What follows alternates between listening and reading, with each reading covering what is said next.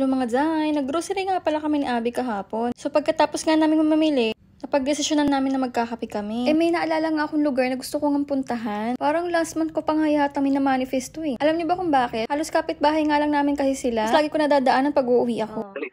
Tingnan mo. Which place is this? Dali, don't eh.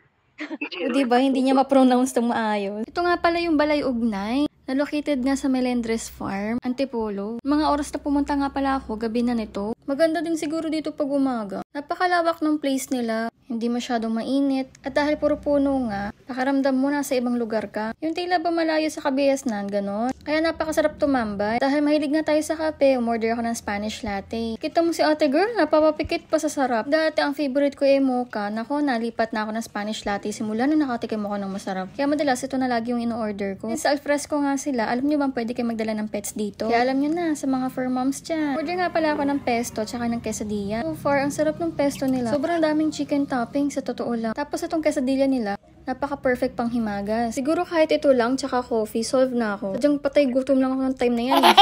At itong si Abby, sabi niya magkakape daw, burger pa lang in-order. So far, sa dami nga nung serving, ko rin naubos, kaya pina-take out ko na lang.